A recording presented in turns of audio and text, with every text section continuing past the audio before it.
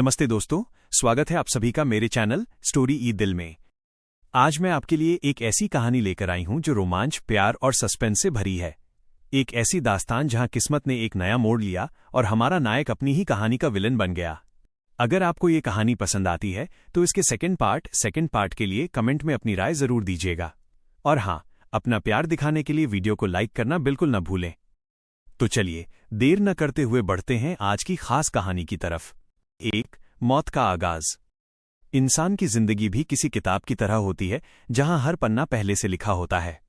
लेकिन क्या हो अगर आप अचानक किसी ऐसी कहानी का हिस्सा बन जाएं जिसे आपने खुद नफरत से पढ़ा हो। मेरा नाम आर्यन था, एक मामूली लेखक जो शब्दों की दुनिया में जीता था। मुझे क्या पता था कि जिस रात मैं अपनी पसंदीदा कहानी का आखिरी पन्ना पढ़ रहा था वही मेरी असल जिंदगी का भी आखिरी पन्ना साबित होगा। जब मेरी आंखें खुलीं तो न वो मेरा कमरा था और न ही मेरी मेज। चारों तरफ रेशम के कीमती पर्दे, सोने की नक्काशी वाले ऊंचे खंभे और हवा में एक अजीब सी ठंडी खुशबू थी।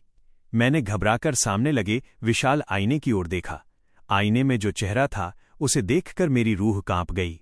वो चेहरा मेरा नहीं था, वो चेहरा था विक्रम प्रताप सिंह का, इस कहानी का वो निर्दयी विलेन जिसे पूरी दुनिया हैवान कहती थी। और सबसे डरावनी चीज थी उसके बाएं हाथ पर बंधा वो गहरा लाल रेशमी रिबन। कहानी के मुताबिक ये रिबन विक्रम की शक्ति का स्रोत था जो उसे जादुई ताकत देता था, लेकिन यही रिबन धीरे धीरे उसकी जान भी ले रहा था। मैं मन ही मन चिल्ला उठा कि यह असंभव है, मैं इस काल्पनिक दुनिया में कैसे आ गया, और वो भी विक्रम बनकर। अगर कहानी के हिसाब से सब कुछ आगे बढ़ा तो अगले कुछ ही महीनों में इस कहानी का असली हीरो मेरी गर्दन धड़ से अलग कर देगा। मुझे अपनी मौत को हर हाल में टालना ही होगा। तभी कमरे का भारी दरवाजा जोर से खुला। एक अंगरक्षक अंदर आया, उसका चेहरा डर के मारे पीला पड़ा हुआ था। उसने कांपती आवाज में कहा कि कुंवर साहिब क्षमा करें, पर वो लड़की ईशानी, उसे तहखाने में ले आया गया है। जैसा आपने हुक्म दिया था कोड़े तैयार हैं। ईशानी का नाम सुनते ही मेरे कान खड़े हो गए। वो इस पूरी कहानी की मासूम नायिका थी। आज ही के दिन असली विक्रम ने उस पर वो जुल्म किया था जिसके बाद हीरो की नफरत ने विक्रम के अंत की शुरुआत कर दी थी। मुझे अभी और इसी वक्त इसे रोकना होगा। मैं तेजी से तहखाने की ओर भागा। मेरे हाथ का वो लाल रिबन अचानक तेज रोशनी के साथ चमकने लगा, जैसे उसे खून की महक मिल गई हो। तहखाने का मंजर सच में खौफनाक था। ईशानी जमीन पर बेबस गिरी हुई थी, उसकी आंखों में आंसू और सिर्फ मौत का खौफ था। जैसे ही मैं उसके पास पहुंचा, ईशानी डर के मारे पीछे हटने लगी। वो सिसकते हुए कहने लगी कि कुंवर साहिब, मुझे छोड़ दीजिए, मेरा कोई कसूर नहीं है, मैं आपसे भीख मांगती हूं, मुझ पर रहम कीजिए। मैंने अपना हाथ ऊपर उठाया। वहां खड़े हर पहरेदार को लगा कि अब कोड़ा बरसेगा। ईशानी ने भी डर के मारे अपनी आंखें कसकर बंद कर लीं। लेकिन प्रहार होने के बजाय ईशानी को अपने सिर पर एक नरम स्पर्श महसूस हुआ। मैंने अपना हाथ उसके घावों पर रख दिया। तभी हाथ के उस रेशमी रिबन से एक सुनहरी रोशनी निकली और ईशानी का दर्द धीरे धीरे गायब होने लगा। मैंने अपनी आवाज को गंभीर रखते हुए कहा कि शांत हो जाओ ईशानी, आज के बाद तुम्हें इस चौखट पर कभी आंसू बहाने की जरूरत नहीं होगी। जो कुछ भी हुआ उसे एक बुरा सपना समझकर भूल जाओ। आज से तुम्हारी हिफाजत की पूरी जिम्मेदारी मेरी है। पूरे तहखाने में सन्नाटा छा गया। पहरेदार हैरान होकर एक दूसरे का मुंह ताकने लगे। क्या ये सच में वही विक्रम था जिसने कभी किसी पर दया नहीं की थी? मैं जानता था कि मैंने कहानी की शुरुआत बदल दी है, लेकिन इस लंबी जंग में अभी बहुत से राज खुलने बाकी थे। 2 लाल रिबन का रहस्य। ईशानी को सुरक्षित उसके कमरे में पहुंचाने के बाद मैं वापस अपने विशाल कक्ष में लौट आया। रात के सन्नाटे में महल की दीवारें और भी डरावनी लग रही थीं। मैंने अपनी कमीज की आस्तीन ऊपर की और उस लाल रेशमी रिबन को गौर से देखा। वो रिबन मेरी कलाई से इस कदर चिपका हुआ था जैसे वो कपड़े का टुकड़ा नहीं बल्कि मेरे शरीर का ही कोई हिस्सा हो। अचानक रिबन के भीतर से एक हल्की सी थरथराहट महसूस हुई। मेरी आंखों के सामने धुंधला सा साया उभरा और दिमाग में एक गूंजती हुई आवाज सुनाई दी। ये आवाज किसी इंसान की नहीं थी बल्कि उस जादुई शक्ति की थी जो इस रिबन में कैद थी। वो आवाज कह रही थी कि विक्रम, आज तुमने जो किया वो तुम्हारी फितरत नहीं थी। दया दिखाकर तुमने अपनी शक्ति को कमजोर किया है। याद रखना, ये रक्त सूत्र सिर्फ खून से ही शांत रहता है। मैं पसीने से तरबतर होकर बिस्तर पर बैठ गया। तो ये है इस विलन की असली मुसीबत। ये रिबन सिर्फ एक हथियार नहीं बल्कि एक परजीवी की तरह है जो विक्रम को और भी क्रूर बनाने पर मजबूर करता है। अगर मैं इसके हिसाब से नहीं चला तो ये धीरे धीरे मेरी आत्मा को ही खत्म कर देगा, लेकिन अगर मैं इसके हिसाब से चला तो कहानी का हीरो मेरा अंत कर देगा। तभी कमरे के बाहर से भारी जूतों की आवाज आई। दरवाजा खुला और एक लंबा, रोबीला आदमी अंदर दाखिल हुआ। उसके चेहरे पर एक गहरी और पुरानी चोट का निशान था। ये था सेनापति दिग्विजय, जो विक्रम का सबसे करीबी और उतना ही खतरनाक वफादार था। दिग्विजय ने झुककर प्रणाम किया और अपनी भारी आवाज में कहा कि कुंवर साहिब, मुझे खबर मिली है कि आपने उस लड़की ईशानी को आजाद कर दिया। क्या ये वही खेल है जो आप अक्सर शिकार के साथ खेलते हैं, या फिर वाकई आपके इरादे बदल गए हैं? याद रखिए, आपके पिता ने आपको इस राज्य की कमान सौंपी है, कमजोरी की यहां कोई जगह नहीं है। मुझे समझ आ गया कि यहां कदम कदम पर दुश्मन हैं। सिर्फ बाहर के लोग ही नहीं, बल्कि मेरे अपने वफादार भी मेरी हर हरकत पर नजर रख रहे हैं। मैंने अपनी घबराहट को छुपाते हुए चेहरे पर वही पुरानी कठोरता ओढ़ ली। मैंने दिग्विजय की आंखों में आंखें डालकर कहा कि दिग्विजय, मेरा हर फैसला एक बड़ी चाल का हिस्सा होता है। ईशानी को जिंदा रखना मेरी जरूरत है, दया नहीं। और रही बात मेरी ताकत की, तो उसे आजमाने की जुर्रत फिलहाल कोई न करे तो बेहतर होगा। दिग्विजय के चेहरे पर एक कुटिल मुस्कान आई, जैसे वो मेरी बात पर पूरी तरह यकीन नहीं कर पा रहा था, पर उसने और कोई सवाल नहीं किया। उसके जाने के बाद मैंने राहत की सांस ली। अभी मुझे इस दुनिया के कायदे सीखने ही थे कि तभी मेरी मेज पर रखे एक पुराने खत पर मेरी नजर पड़ी। वह खत पड़ोसी राज्य के राजकुमार का था, जो इस कहानी का असली हीरो है। खत में लिखा था कि विक्रम, तुम्हारी बर्बरता की कहानियां अब मेरे सब्र का इम्तिहान ले रही हैं। बहुत जल्द हम आमने सामने होंगे।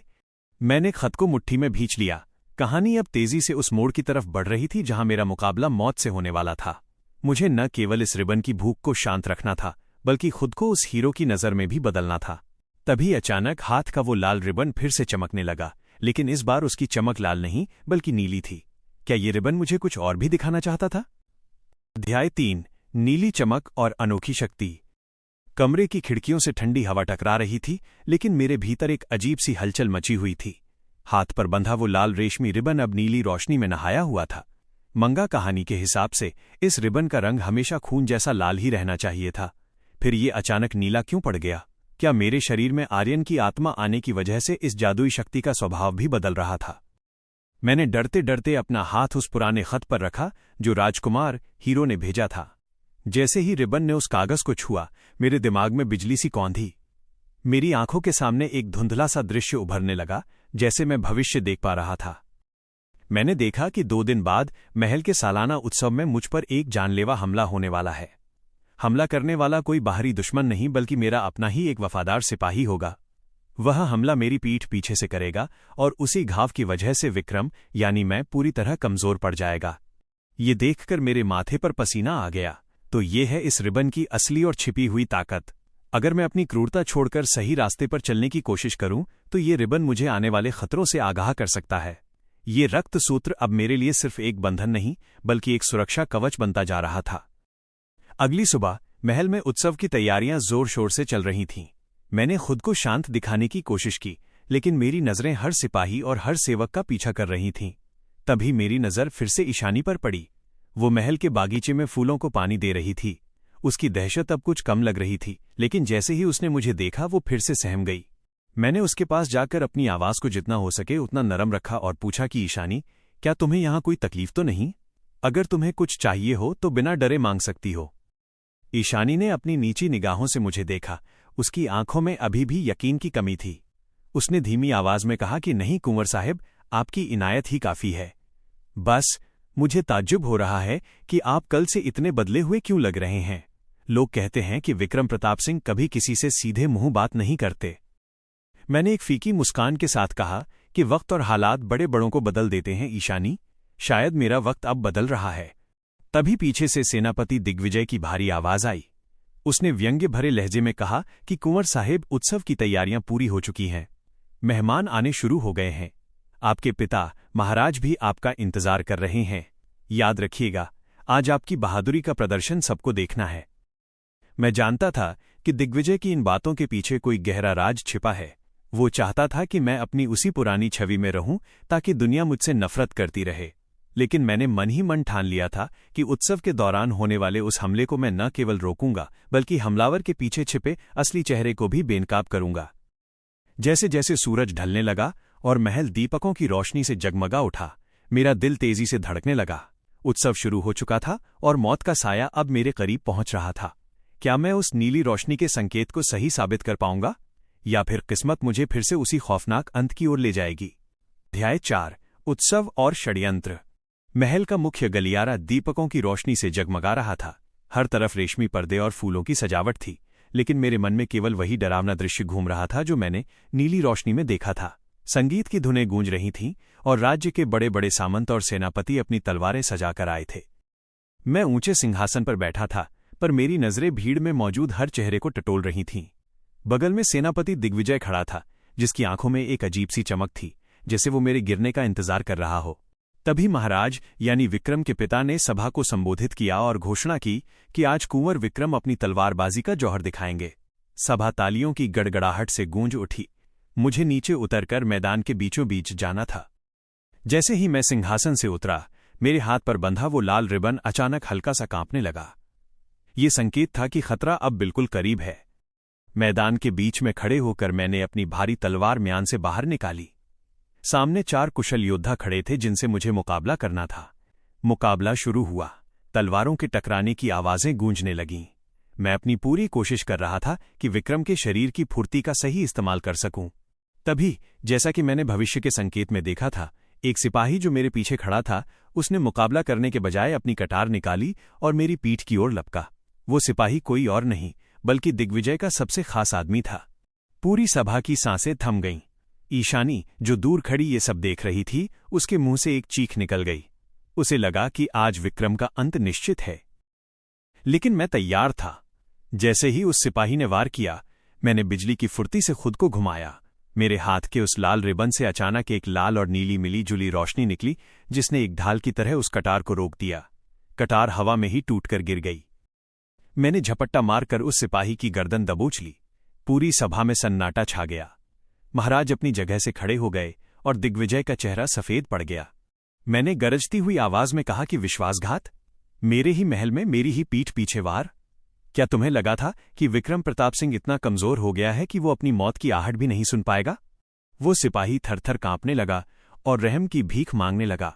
मैंने अपनी तलवार उसकी गर्दन पर टिका दी, लेकिन तभी मुझे एहसास हुआ कि अगर मैंने आज इसे मार दिया तो मैं फिर से वही पुराना हैवान विक्रम बन जाऊंगा। मुझे अपनी छवि बदलनी थी। मैंने तलवार नीचे की और कहा कि इसकी जान बख्श दी जाए, इसे कालकोठरी में डाल दो। मैं जानना चाहता हूं कि इस नन्हे से प्यादे के पीछे असली मोहरा कौन है। मेरी नजरें सीधे दिग्विजय की आंखों में थीं। वो समझ गया था कि आज का विक्रम पहले जैसा नहीं है।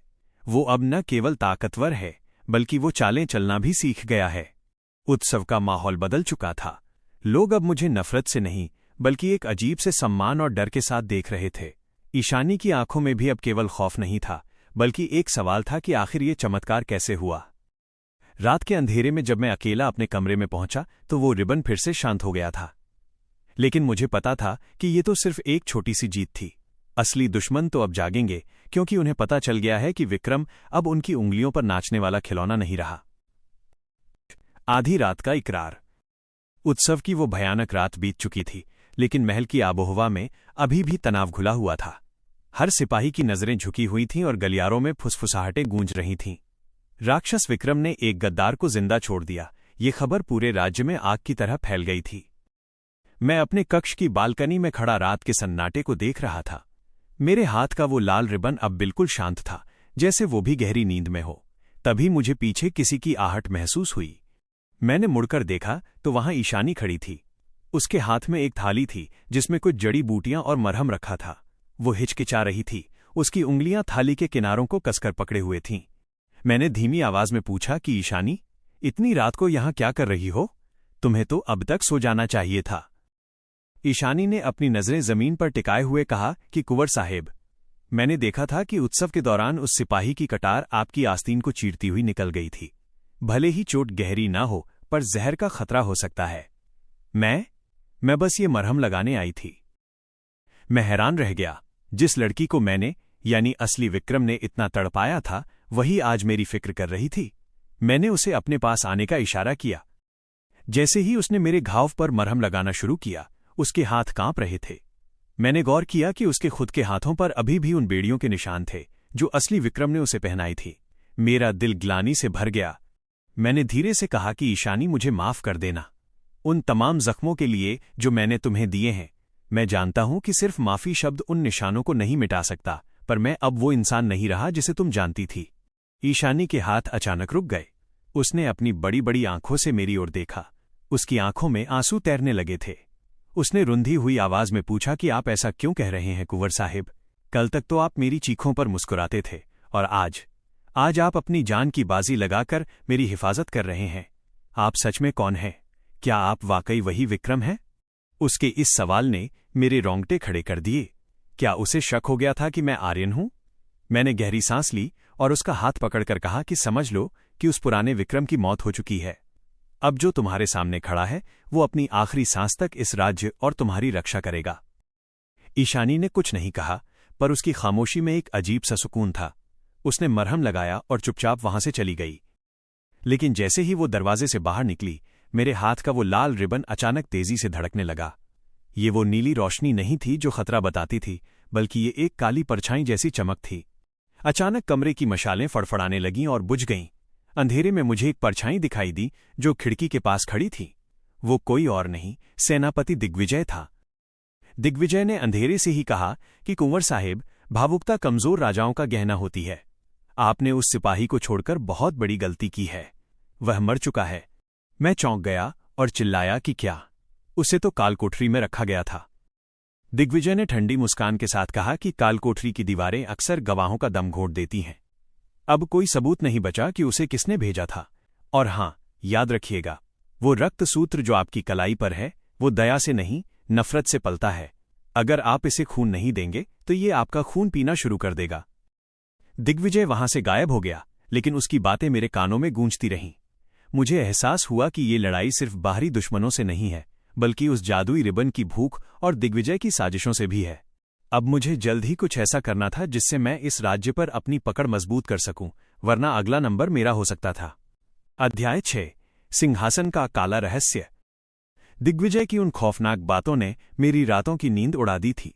वो कालकोठरी वाला गवाह अब मर चुका था, जिसका मतलब था कि महल के भीतर मौजूद गद्दार अब और भी बेखौफ हो गए थे।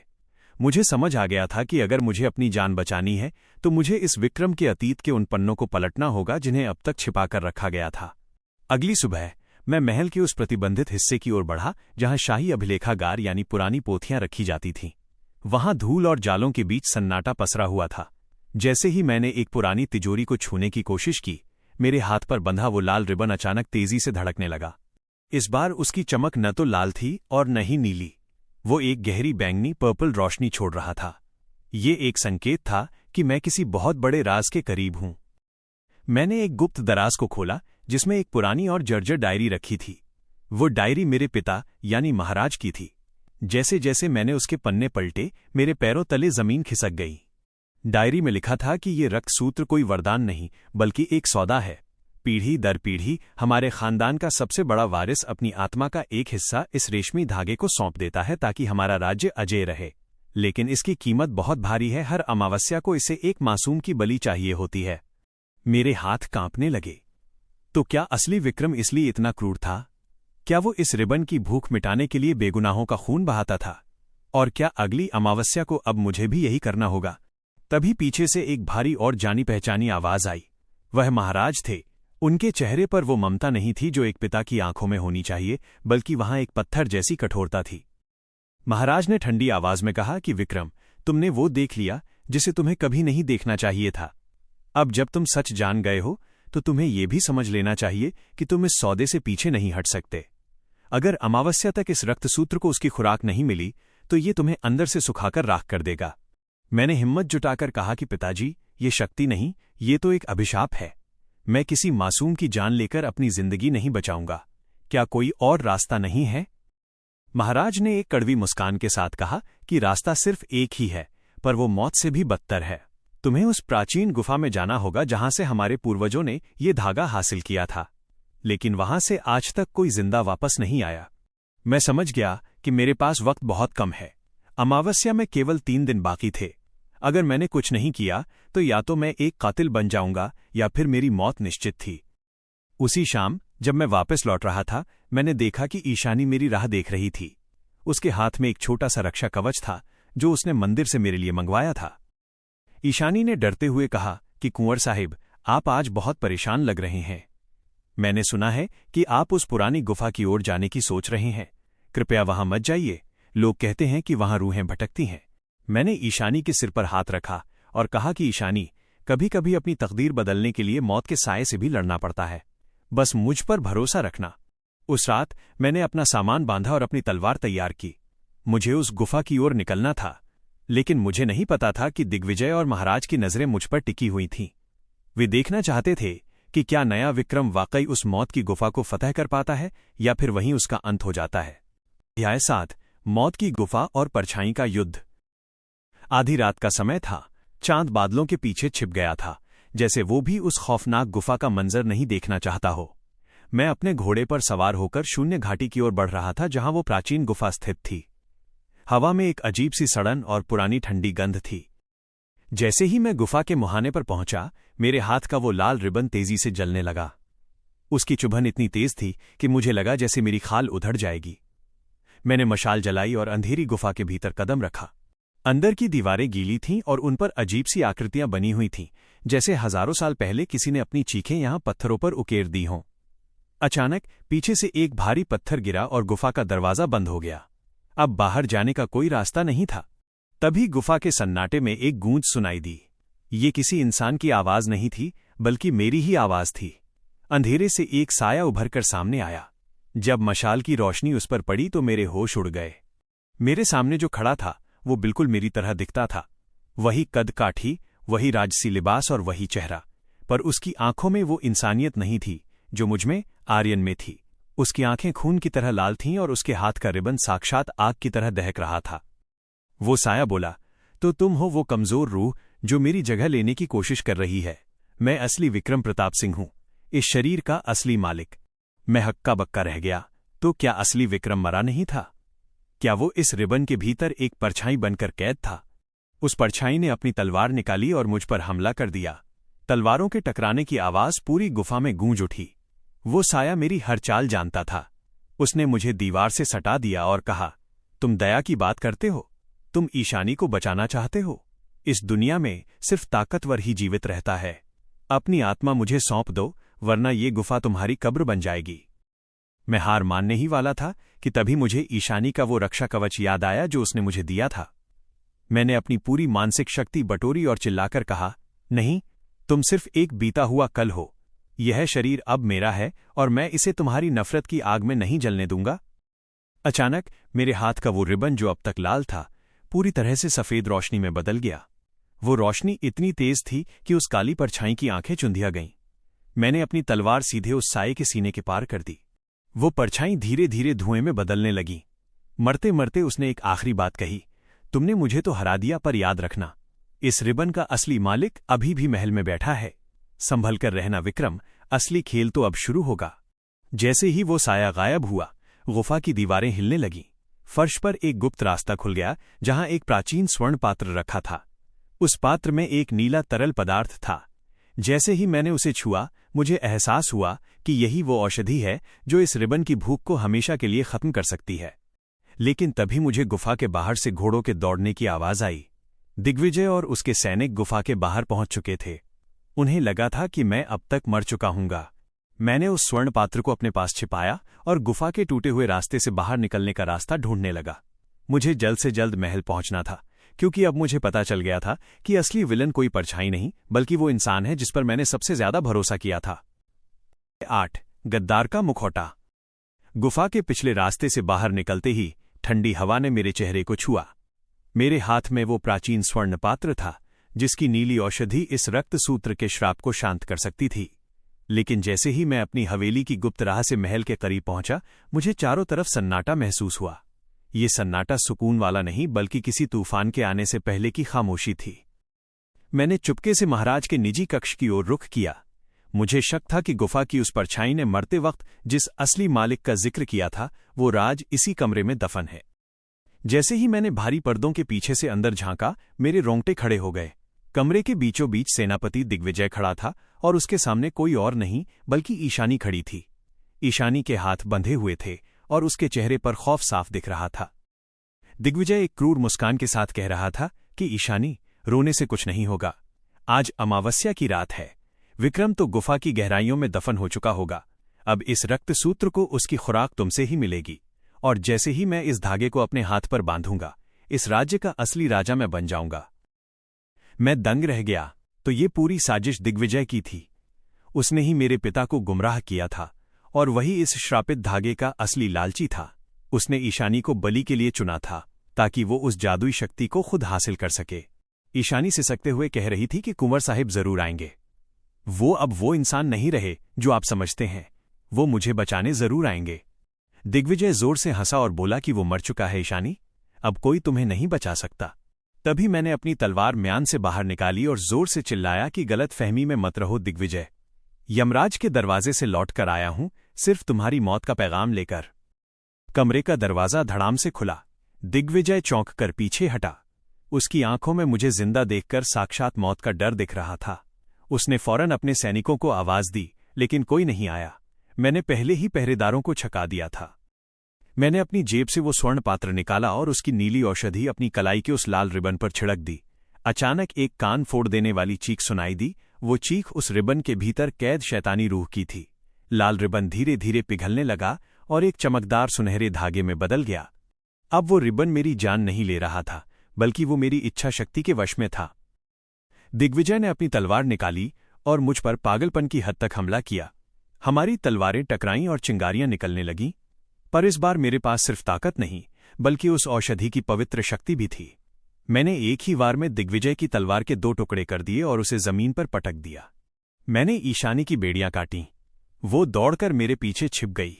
दिग्विजय कराहते हुए बोला कि तुम ये नहीं कर सकते। ये शक्ति मेरी होनी चाहिए थी। मैंने उसकी आंखों में देखकर शांत लहजे में कहा कि शक्ति किसी धागे में नहीं, इंसान के इरादों में होती है दिग्विजय। तुमने नफरत चुनी, इसलिए तुम्हारा अंत भी नफरत से ही होगा। तभी कमरे में महाराज दाखिल हुए। उन्हें देखकर मुझे लगा कि शायद वो दिग्विजय का साथ देंगे, लेकिन महाराज की आंखों में आंसू थे। उन्होंने कहा कि विक्रम, मुझे माफ कर दो। मैं इस डर में जी रहा था कि ये श्राप हमारे वंश को खत्म कर देगा, इसलिए मैं दिग्विजय की बातों में आ गया।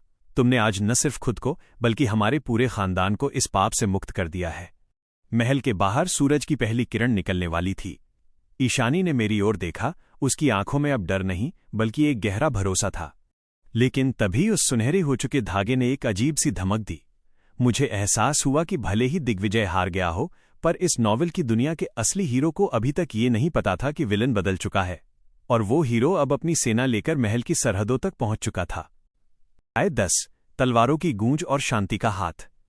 महल की ऊंची प्राचीर मीनार से मैंने दूर क्षितिज पर धूल का गुबार देखा।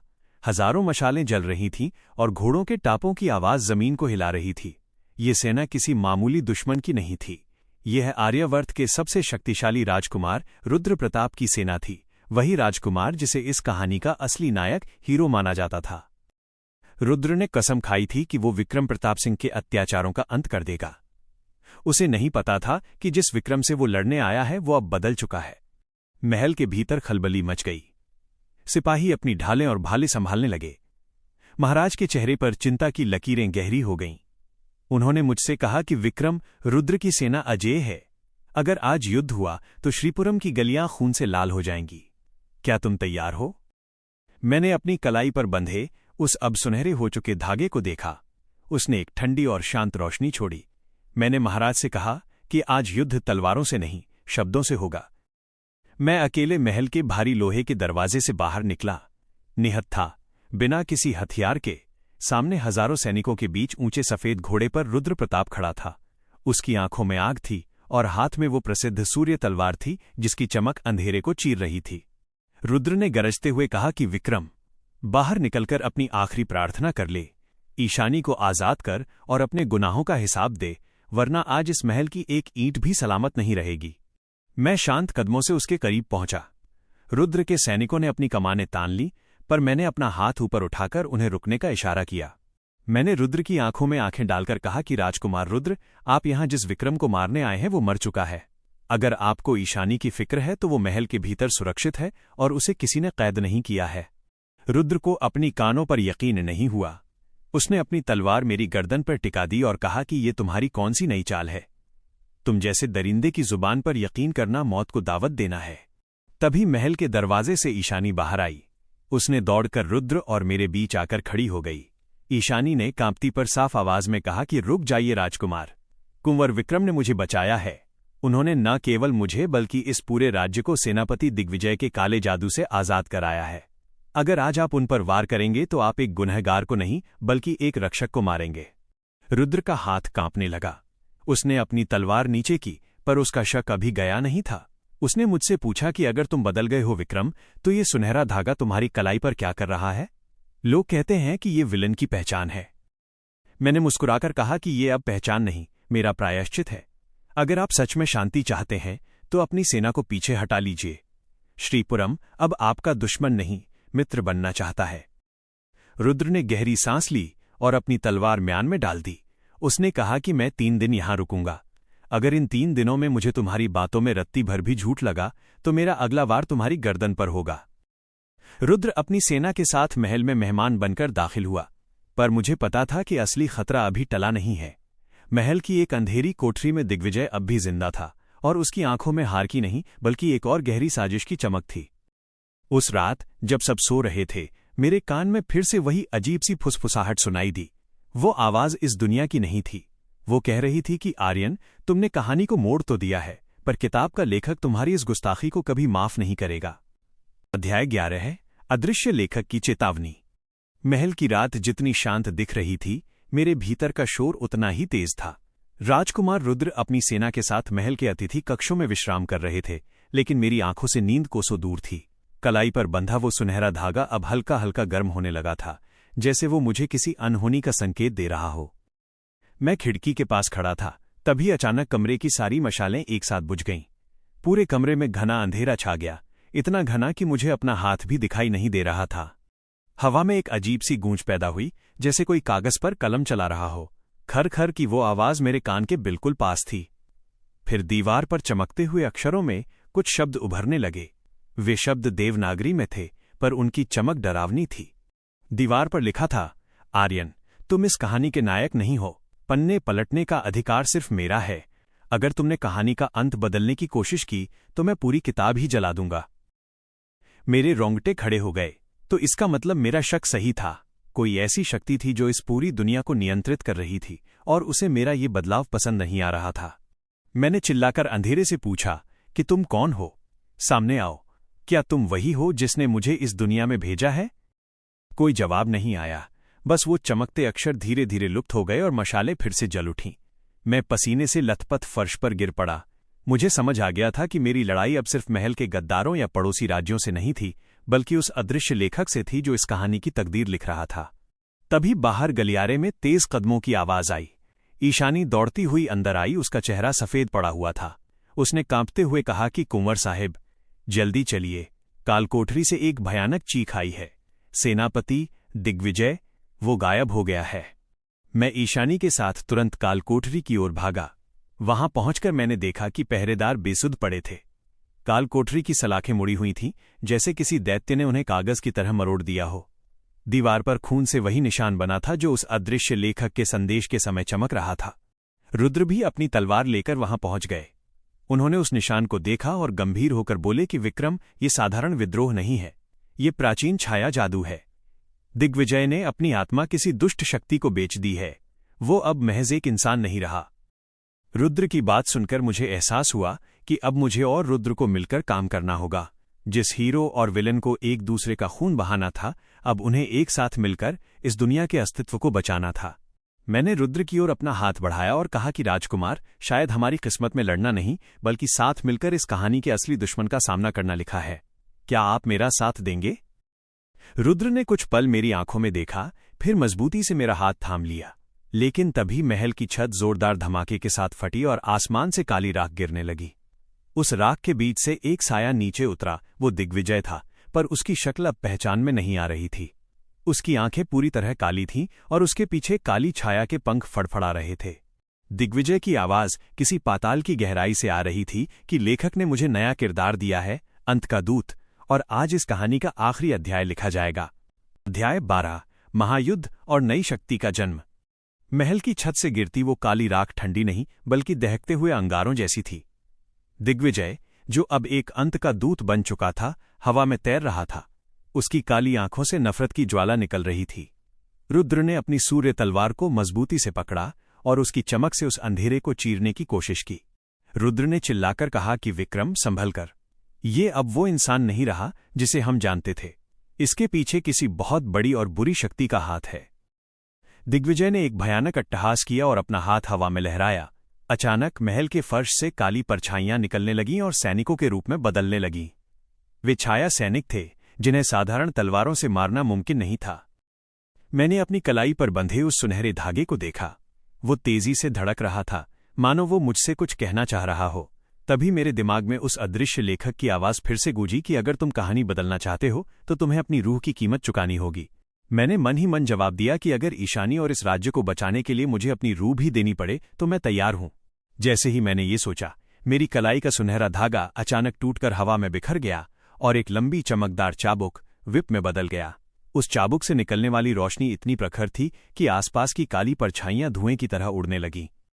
मैंने रुद्र से कहा कि राजकुमार, आप इन छाया सैनिकों को संभालिए, इस राक्षस को मैं देखूंगा। मैं तेजी से उछला और अपनी जादुई चाबुक से दिग्विजय पर वार किया। जैसे ही चाबुक दिग्विजय के साए से टकराई, एक बिजली जैसा धमाका हुआ। दिग्विजय तड़प उठा। उसे यकीन नहीं था कि एक विलन के पास इतनी पवित्र शक्ति कहां से आ गई।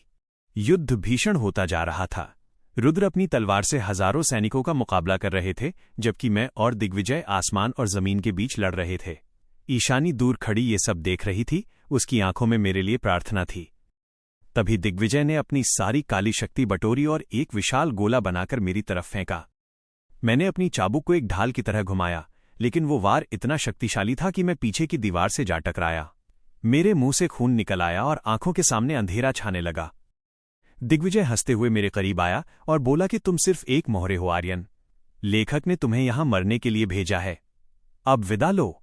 जैसे ही उसने अपना अंतिम वार करने के लिए हाथ उठाया, ईशानी दौड़ती हुई आई और मेरे सामने खड़ी हो गई।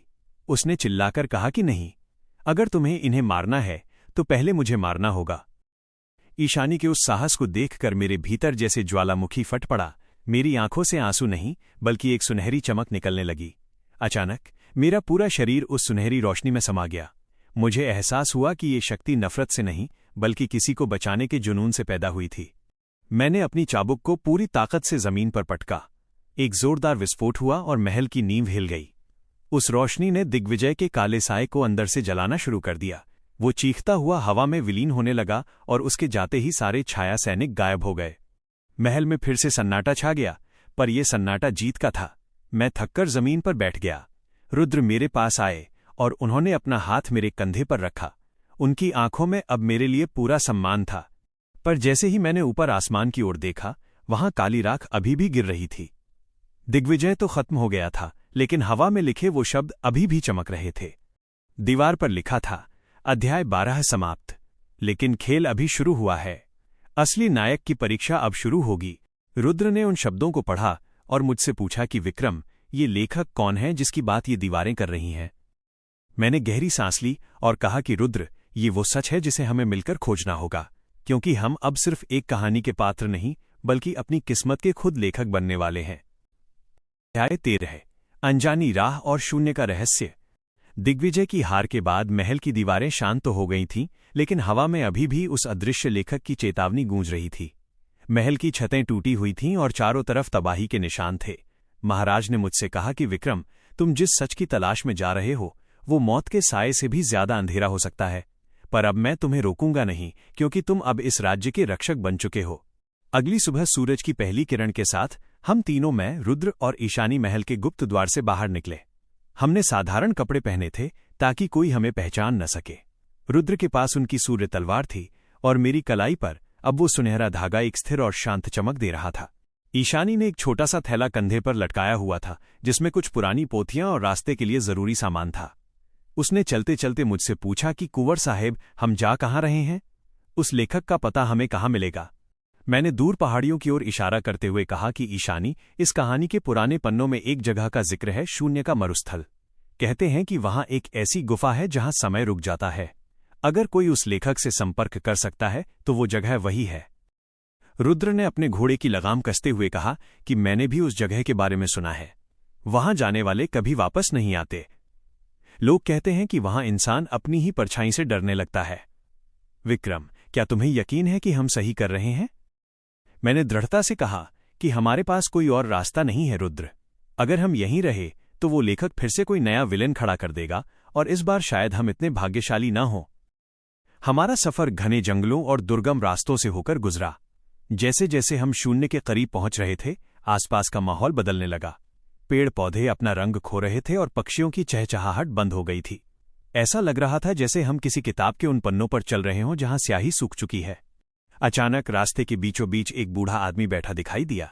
उसके पास कोई हथियार नहीं था, बस एक लकड़ी की कलम और एक खाली किताब थी। उसने अपनी धुंधली आंखों से हमारी ओर देखा और एक अजीब सी मुस्कान के साथ बोला कि स्वागत है कहानी के उन पात्रों का जो अब अपने लेखक को ही चुनौती देने निकले हैं। मैं ठिठक गया। मैंने पूछा कि आप कौन हैं? क्या आप हमें जानते हैं? उस बूढ़े ने अपनी खाली किताब के पन्ने पलटे और कहा कि मैं इस दुनिया का संग्रहकर्ता आर्किविस्ट हूं। मैं वो पन्ने सहिष्ता हूं जिन्हें लेखक ने फाड़कर फेंक दिया था। आर्यन, तुम यहां पहुंच तो गए हो, पर क्या तुम जानते हो कि अगर तुम उस लेखक से मिले तो तुम्हारी अपनी हकीकत भी खत्म हो सकती है? तुम इस दुनिया के हो ही नहीं। ईशानी ने मेरा हाथ कसकर पकड़ लिया। रुद्र ने अपनी तलवार म्यान से थोड़ी बाहर निकाली और कड़क आवाज में पूछा कि पहेलियां बुझाना बंद करो बुड्ढे, हमें रास्ता बताओ। उस बूढ़े ने आसमान की ओर इशारा किया जहां बादल अब एक चक्रवात वॉर्टेक्स की तरह घूम रहे थे।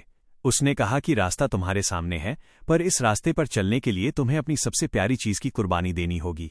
बिना त्याग के कोई भी अपनी कहानी खुद नहीं लिख सकता। इतना कहकर वो बूढ़ा आदमी धुएं की तरह ओझल हो गया। तभी धरती कांपने लगी और हमारे सामने एक विशाल खाई खुल गई। उस खाई के भीतर से वही खर्र खर्र वाली कलम चलने की आवाज आ रही थी। मैंने रुद्र और ईशानी की ओर देखा। हम जानते थे कि अब वापसी का कोई रास्ता नहीं है। हमने एक दूसरे का हाथ थामा और उस अंधेरी खाई की ओर कदम बढ़ा दिए। 14 त्याग की अग्नि और लेखक का मुखौटा। जैसे ही हम उस सफेद शून्य में स्थिर हुए, हमारे सामने एक विशाल मेज उभरी। उस मेज पर हजारों मोमबत्तियां जल रही थीं और उनके बीच बैठा था एक साया जिसकी शक्ल दिखाई नहीं दे रही थी।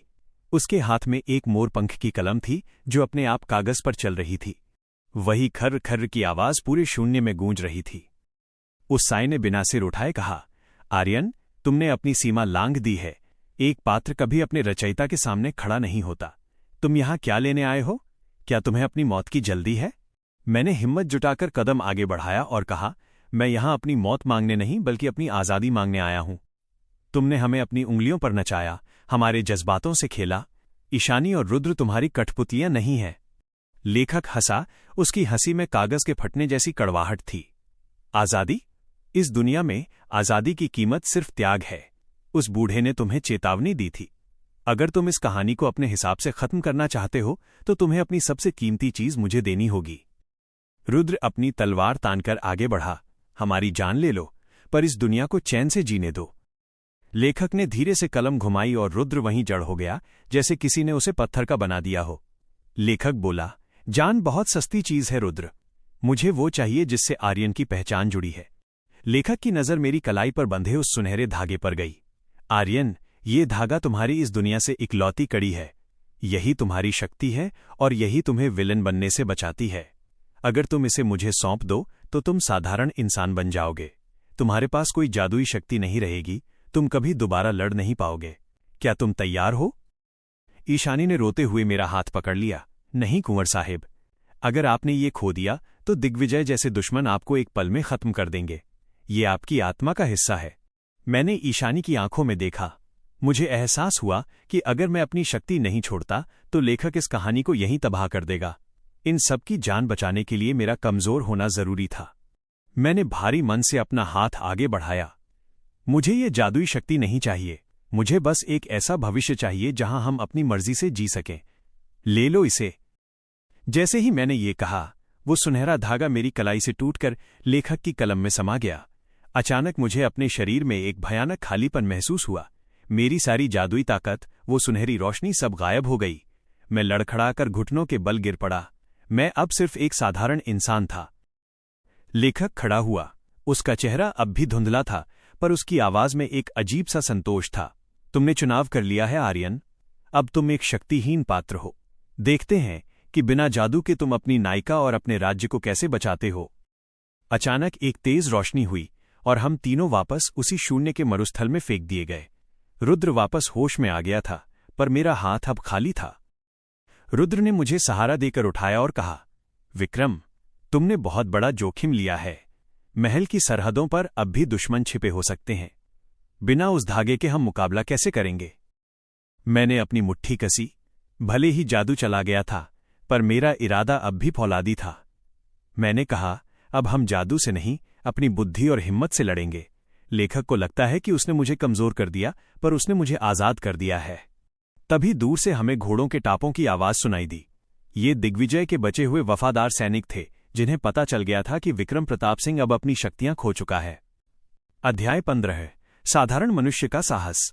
मरुस्थल की ठंडी हवाएं अब मेरे शरीर को चुभ रही थीं। पहले उस सुनहरे धागे की गर्माहट मुझे सुरक्षित रखती थी, पर अब मैं कुदरत के हर प्रहार के सामने निहत्था था। दूर से धूल का गुबार करीब आता जा रहा था। दिग्विजय के वफादार सैनिकों को शायद उस लेखक ने ही खबर कर दी थी कि विक्रम अब शक्तिहीन हो चुका है। रुद्र ने अपनी सूर्य तलवार म्यान से निकाली। उसकी चमक अभी भी बरकरार थी। उसने अपनी ढाल मेरे आगे करते हुए कहा, विक्रम, तुम ईशानी को लेकर पीछे की चट्टानों में छिप जाओ। मैं इन भेड़ियों को संभाल लूंगा। मैंने रुद्र का कंधा पकड़ा और कहा, नहीं रुद्र, अगर मैं आज छिप गया तो लेखक की जीत हो जाएगी। वो यही चाहता है कि मैं डरकर जीना शुरू कर दूं। मुझे एक साधारण तलवार दो। रुद्र ने हैरानी से मेरी ओर देखा, पर मेरी आंखों में पक्का इरादा देखकर उसने अपने एक साथी की गिरी हुई तलवार मुझे थमा दी। वो तलवार भारी थी और बिना जादू के उसे उठाना मेरे लिए एक चुनौती थी। सैनिकों का झुंड हमारे सामने आकर रुका। उनका सरदार कालिया, जिसके चेहरे पर एक बड़ा सा निशान था, जोर से हंसा। उसने चिल्लाकर कहा, देखो, श्रीपुरम का वो खौफनाक कुंवर आज एक मामूली सिपाही की तरह कांप रहा है। आज तुम्हारी मौत का जश्न मनेगा। कालिया ने अपने घोड़े को एड़ लगाई और अपनी गदा लेकर मुझ पर हमला किया। पहले मैं अपनी जादुई चाबुक से उसे हवा में ही रोक लेता, पर आज मुझे अपनी फुर्ती और दिमाग का इस्तेमाल करना था। जैसे ही उसने प्रहार किया, मैं जमीन पर झुक गया और तलवार की मूठ से उसके घोड़े के पैर पर वार किया। घोड़ा हिनहिनाया और कालिया जमीन पर आ गिरा। ये देखकर बाकी सैनिक एक साथ हम पर टूट पड़े। युद्ध भीषण था। रुद्र एक दीवार की तरह लड़ रहे थे, पर मैं संघर्ष कर रहा था। एक सैनिक की तलवार ने मेरे कंधे को छू लिया और खून बहने लगा। दर्द इतना असली था कि मेरी चीख निकल गई। ईशानी चिल्लाई, कुंवर साहेब! वो पीछे नहीं हटी, बल्कि उसने जमीन से पत्थर उठाए और सैनिकों पर फेंकने लगी। उसका ये छोटा सा साहस मेरे लिए संजीवनी बन गया। मैंने अपने दर्द को भुला दिया। मैंने देखा कि ये सैनिक केवल ताकत पर भरोसा कर रहे हैं, रणनीति पर नहीं। मैंने रुद्र को इशारा किया कि उन्हें उस तंग रास्ते की ओर ले जाएं जहां पहाड़ की ढलान थी। जैसे ही वे सैनिक उस संकरे रास्ते में फंसे, मैंने ऊपर से एक भारी चट्टान को धक्का दिया। चट्टान लुढ़कती हुई नीचे गई और आधे से ज्यादा सैनिक उसकी चपेट में आ गए। बचे हुए सैनिक घबरा गए। उन्हें लगा था कि एक शक्तिहीन विक्रम लड़ नहीं पाएगा, पर उन्हें नहीं पता था कि एक इंसान जब अपनी जान पर बनाता है तो वो सबसे बड़ा शिकारी बन जाता है। मैंने अपनी तलवार कालिया के सीने पर टिका दी। वो बुरी तरह घायल था। मैंने कहा, अपने सैनिकों से कहो कि हथियार डाल दें। विक्रम प्रताप सिंह को मारना इतना आसान नहीं है, चाहे उसके हाथ में जादू हो या ना हो। कालिया ने डर के मारे समर्पण कर दिया। बचे हुए सैनिक भाग खड़े हुए। जब धूल शांत हुई तो मैं लहूलुहान होकर रेत पर बैठ गया।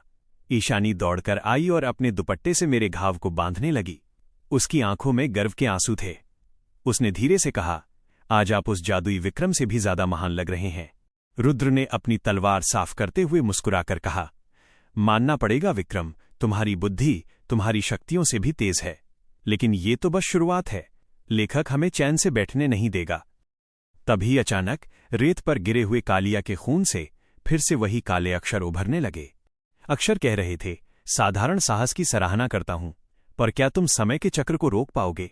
कल सुबह जब सूरज उगेगा, श्रीपुरम का इतिहास मिट चुका होगा। मेरे होश उड़ गए। इसका मतलब था कि महल पर कोई बहुत बड़ा हमला होने वाला है और हम यहां मरुस्थल में फंसे हैं। तुल है समय के विरुद्ध दौड़।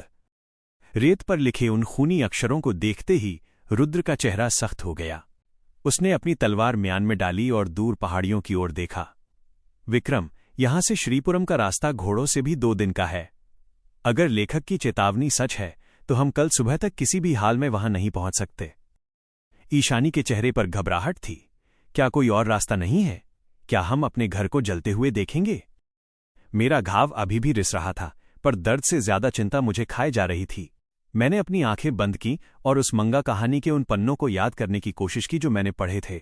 मुझे याद आया कि इस मरुस्थल के नीचे एक प्राचीन जलमार्ग था जो सीधे महल के गुप्त तहखाने में जाकर खुलता था, लेकिन वो रास्ता सालों से बंद था और कहते थे कि वहां की भूल भुलैया में जाने वाला कभी बाहर नहीं आता। मैंने मजबूती से कहा, एक रास्ता है, पाताल प्रवाह। वो रास्ता हमें कुछ ही घंटों में महल के नीचे पहुंचा सकता है, पर वो रास्ता मौत के जाल से कम नहीं है। रुद्र ने मेरी आंखों में देखा। बिना शक्तियों के तुम उस अंधेरे में कैसे टिकोगे विक्रम? वहां ऑक्सीजन कम है और रास्ता भटकने का मतलब है घुट घुट कर मरना। मैंने जवाब दिया, बैठे रहने से भी तो मौत ही मिलेगी, कम से कम लड़कर मरना बेहतर है। चलो। हम मरुस्थल के एक पुराने सूखे कुएं के पास पहुंचे। मैंने भारी पत्थर हटाए तो नीचे एक संकरा और गहरा रास्ता दिखाई दिया। हम तीनों एक मशाल जलाकर उस अंधेरी सुरंग में उतर गए। अंदर की दीवारें ठंडी और फिसलन भरी थीं। अजीब सी आवाजें गूंज रही थीं, जैसे दीवारें आपस में बातें कर रही हों। जैसे जैसे हम आगे बढ़े, रास्ता और भी संकरा होता गया। अचानक सुरंग के भीतर पानी भरने लगा। लेखक ने शायद हमारे लिए यह जाल पहले ही बिछा दिया था। पानी तेजी से हमारे घुटनों तक आ गया। रुद्र ने ईशानी का हाथ पकड़ा, हमें तेज चलना होगा। तभी सुरंग की छत से बड़े बड़े पत्थर गिरने लगे। बिना जादुई ढाल के मैं सिर्फ अपनी फुर्ती पर निर्भर था। एक बड़ा पत्थर मेरे ठीक पास गिरा, जिससे मशाल पानी में गिरकर बुझ गई। अब चारों तरफ घना डरावना अंधेरा था। ईशानी की सिसकियां सुनाई दे रही थीं।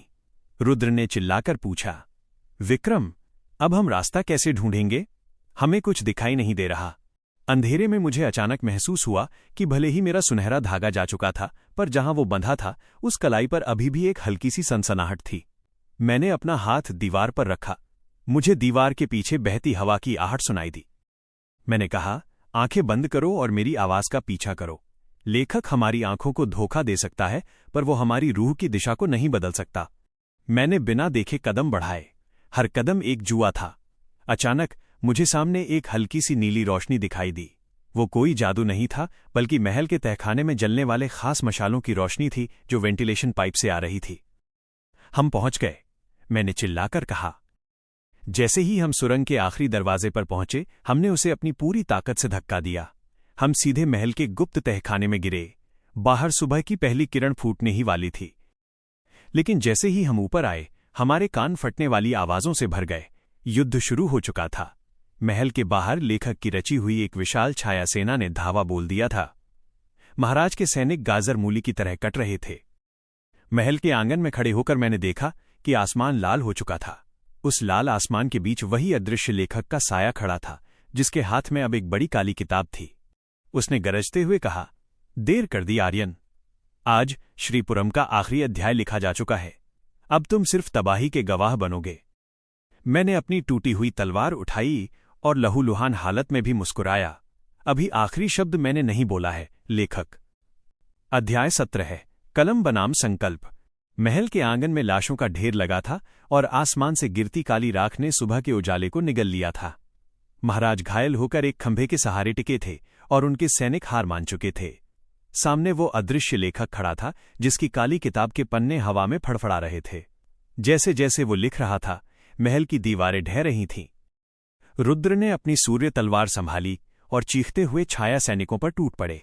ईशानी घायलों की मदद के लिए भागी।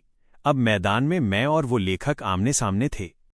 लेखक ने अपनी कलम हवा में घुमाई और ठंडी हंसी के साथ कहा, आर्यन, देखो अपनी बेबसी। तुम्हारे पास न जादू है, न वो सुनहरा धागा। तुम एक साधारण इंसान की मौत मरोगे और तुम्हारी ये कहानी यहीं दफन हो जाएगी। उसने किताब पर एक लकीर खींची और अचानक जमीन से लोहे की नुकीली जंजीरें निकलीं, जिन्होंने मेरे पैरों को जकड़ लिया। दर्द से मेरी चीख निकल गई, लेकिन मैंने अपनी मुट्ठी कसी। मैंने लहूलुहान हालत में उसकी आंखों, जहां सिर्फ खालीपन था, में झांका और कहा, तुमने मुझे साधारण बनाकर मेरी सबसे बड़ी ताकत मुझे वापस दे दी है। एक पात्र को मारा जा सकता है, लेकिन एक संकल्प को कभी नहीं मिटाया जा सकता। तुमने अपनी किताब में डर लिखा होगा, लेकिन मैंने इन लोगों की आंखों में अपने लिए प्यार देखा है। लेखक ने चिल्लाकर कहा, शब्दों से युद्ध नहीं जीते जाते। उसने तलवार चलाने का इशारा किया और एक विशाल छाया सैनिक मेरी गर्दन काटने के लिए आगे बढ़ा। मैंने अपनी आंखें बंद की।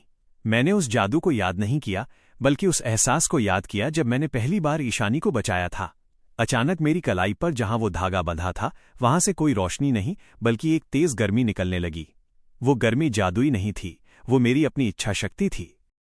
मैंने अपनी पूरी ताकत से उन जंजीरों को झटके से तोड़ दिया। लेखक दंग रह गया। ये मुमकिन नहीं है। मैंने तुम्हारी शक्तियां छीन ली थीं। मैंने अपनी टूटी हुई तलवार उठाई और दौड़कर उसकी ओर लपका।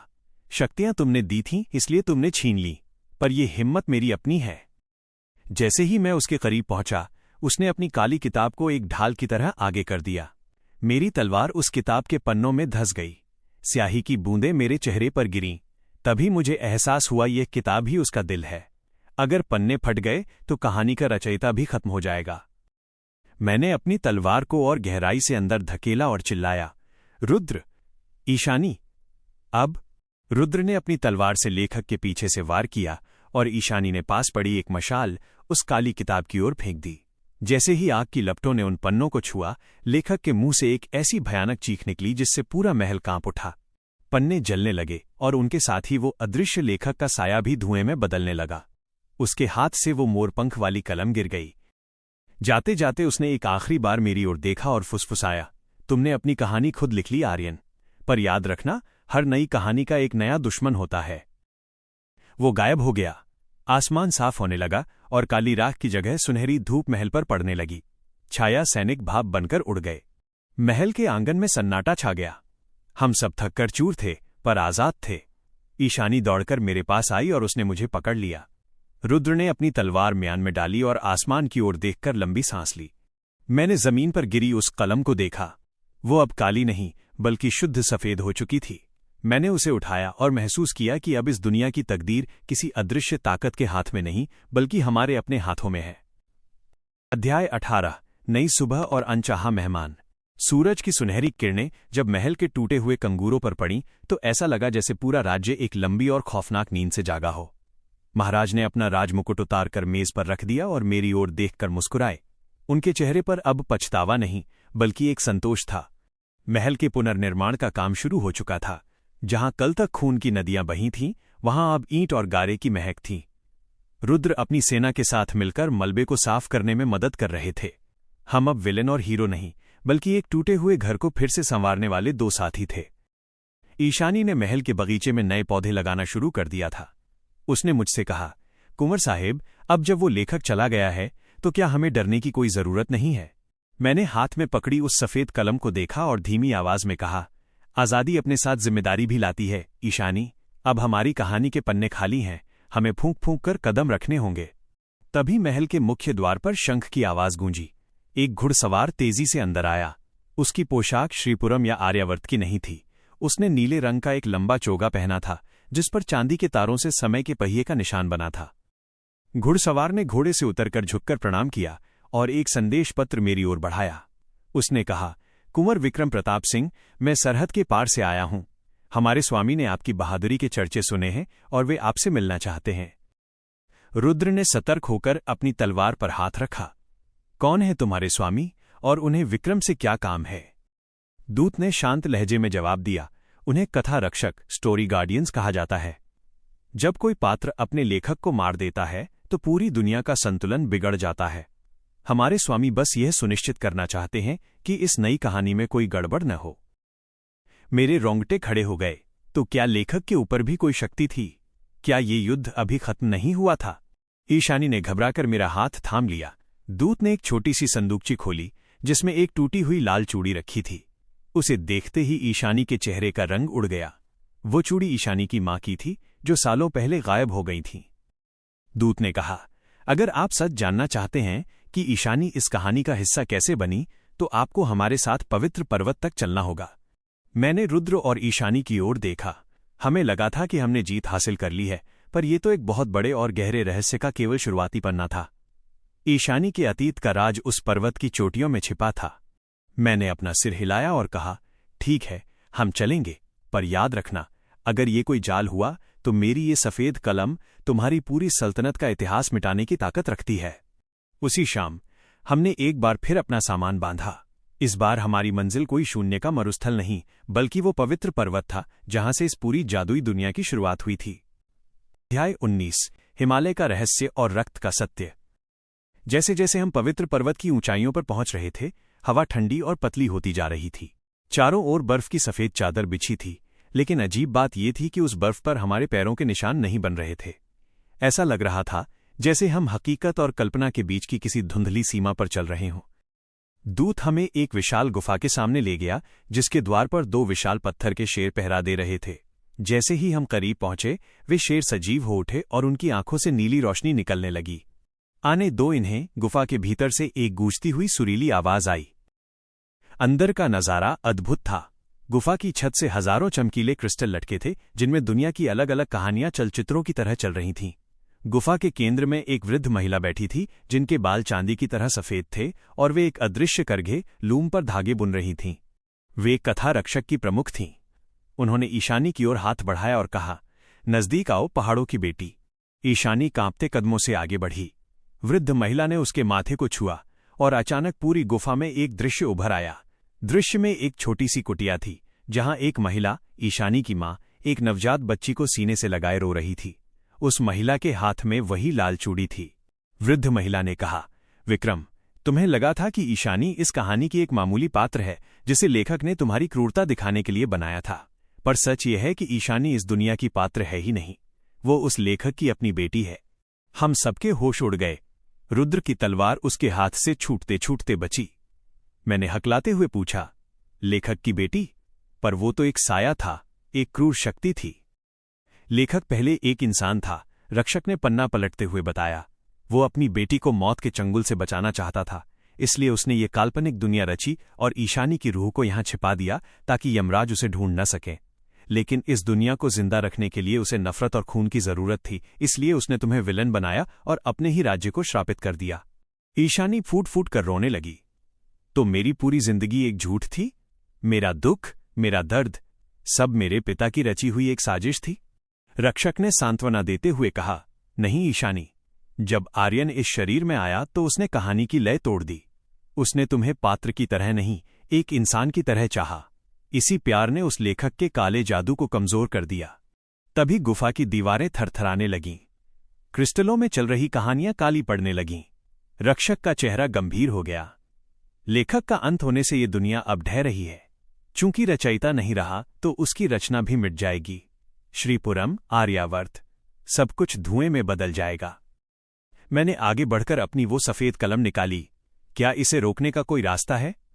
क्या हम अपनी दुनिया को मिटने से नहीं बचा सकते? वृद्ध महिला ने मेरी आंखों में देखा। रास्ता है, पर वह बहुत कठिन है। तुम्हें इस दुनिया का नया लेखक बनना होगा। तुम्हें अपने खून से इस दुनिया के आखिरी पन्ने पर एक नई संधि लिखनी होगी। पर याद रखना, लेखक बनने का मतलब है कि तुम फिर कभी ईशानी के साथ एक साधारण जीवन नहीं बिता पाओगे। तुम्हें इस दुनिया के संतुलन के लिए हमेशा के लिए एकांत में जाना होगा। रुद्र ने मेरा कंधा पकड़ा। विक्रम, ये मत करना, हम कोई और रास्ता निकालेंगे। लेकिन मैंने देखा कि बाहर पहाड़ टूटने लगे थे और आसमान का रंग फीका पड़ रहा था। ईशानी ने मेरी ओर देखा। उसकी आंखों में बलिदान और प्रेम का अद्भुत संगम था। अध्याय 20, अंतिम चुनाव और नया आरंभ। पवित्र गुफा की दीवारें किसी सूखे पत्ते की तरह चरमरा रही थीं। बाहर से आती चीखें बता रही थीं कि श्रीपुरम और आर्यावर्त का अस्तित्व धीरे धीरे मिट रहा है। ईशानी की आंखों में आंसू थे, पर उनमें एक दृढ़ता भी थी। वो जानती थी कि उसके पिता ने उसे बचाने के लिए इस दुनिया को बनाया था, लेकिन अब इस दुनिया को बचाने की जिम्मेदारी हम पर थी। वृद्ध महिला ने वो जादुई कागज मेरे सामने फैला दिया जो अंतहीन था। आर्यन, उन्होंने गंभीर स्वर में कहा, ये कलम अब तुम्हारी है। अगर तुम इस पर अपनी स्याही से नई दुनिया का विधान लिख देते हो तो सब बच जाएंगे, पर इसकी कीमत तुम्हारा एकांत होगा। तुम्हें इस दुनिया का रक्षक बनकर सीमाओं के पार रहना होगा। रुद्र ने मेरी तलवार मुझे वापस थमाते हुए कहा, विक्रम, कोई और रास्ता जरूर होगा। हम योद्धा हैं, हम अपनी तकदीर लिखकर नहीं, लड़कर बदलते हैं। मैंने मुस्कुराकर रुद्र के कंधे पर हाथ रखा। रुद्र, कभी कभी सबसे बड़ी जंग तलवार से नहीं, त्याग से जीती जाती है। श्रीपुरम को एक राजा की जरूरत है और तुमसे बेहतर राजा कोई नहीं हो सकता। मैंने ईशानी की ओर देखा। उसकी सिसकियां थम गई थीं। उसने मेरा हाथ थाम लिया और कहा, अगर आप इस दुनिया के लेखक बनेंगे तो क्या मैं आपकी कहानी का हिस्सा नहीं रहूंगी? क्या हमारा साथ यहीं तक था? मेरा दिल टूट रहा था, पर मैंने अपनी आवाज को स्थिर रखा। ईशानी, तुम मेरी कहानी का सबसे खूबसूरत हिस्सा हो। मैं जो दुनिया लिखूंगा उसमें तुम्हें कोई दुख नहीं होगा। तुम आजाद होगी, अपनी मर्जी की मालिक होगी। मैंने सफेद कलम उठाई। जैसे ही मैंने कागज को छुआ, कलम की नोक से सुनहरी स्याही निकलने लगी। मैंने लिखना शुरू किया। आज से श्रीपुरम का भाग्य किसी श्राप से नहीं, बल्कि कर्म से तय होगा। रक्त सूत्र का अंत होता है। हर पात्र अपनी मर्जी का स्वामी होगा। ईशानी की रूह इस दुनिया में हमेशा सुरक्षित और स्वतंत्र रहेगी। जैसे जैसे मैं लिख रहा था, मेरा शरीर धीरे धीरे पारदर्शी, ट्रांसपेरेंट होने लगा। मुझे महसूस हो रहा था कि मैं एक हाड़ मांस के इंसान से बदलकर इस दुनिया की रूह में समा रहा हूं। आसमान का रंग वापस नीला होने लगा।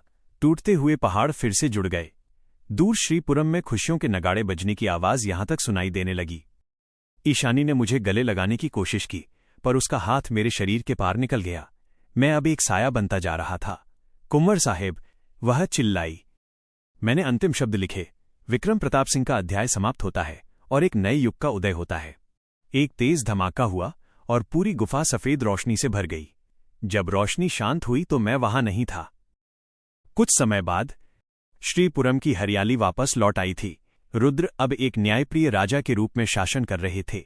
ईशानी महल के बगीचे में बैठी अक्सर आसमान की ओर देखती, जहां बादल कभी कभी किसी योद्धा की आकृति बना देते थे। उसे महसूस होता था कि हवा में कोई उसे पुकार रहा है। उसे नहीं पता था कि मैं वहीं था, उस सफेद कलम के साथ, हर पल उसकी और उस राज्य की रक्षा कर रहा था। मैं अब इस दुनिया का विलन नहीं था, न ही सिर्फ एक नायक। मैं इस दुनिया का रक्षक लेखक बन चुका था। हमारी प्रेम कहानी अधूरी होकर भी अमर हो चुकी थी। तो दोस्तों, ये था आज की कहानी का अंत। उम्मीद करती हूं कि आपको आज की ये स्टोरी और इसका अंदाज पसंद आया होगा। जैसा कि मैंने आपसे पहले भी कहा, मैं आप सभी के कमेंट्स को बहुत ध्यान से पढ़ती हूं। आपका प्यार और आपकी राय ही मुझे और बेहतर काम करने की हिम्मत देती है। अगर आज की कहानी ने आपके दिल को छुआ है, तो अपने प्यारे प्यारे हाथों से एक खूबसूरत सा कमेंट जरूर छोड़िएगा। चाहे वो पॉजिटिव हो या नेगेटिव, आपकी हर बात मेरे लिए मायने रखती है। मैं जानती हूं कि हर किसी की पसंद अलग होती है, पर मेरा मकसद बस आपको एक अच्छी कहानी सुनाना है। याद रखिएगा, इस वीडियो का लक्ष्य टारगेट है 100 लाइक्स। जैसे ही आप इसे पूरा करेंगे और ढेर सारा प्यार देंगे, मैं इसका सेकंड पार्ट तुरंत आपके लिए लेकर आऊंगी। पिछली कहानी को भी अपना प्यार दें, ताकि हम उसका सफर भी आगे बढ़ा सकें। मुझसे जुड़े रहने के लिए और कोई भी सवाल पूछने के लिए मुझे इंस्टाग्राम और फेसबुक पर फॉलो करना न भूलें। मिलते हैं अगले वीडियो में एक नई कहानी के साथ। तब तक के लिए अपना ख्याल रखें। शुक्रिया।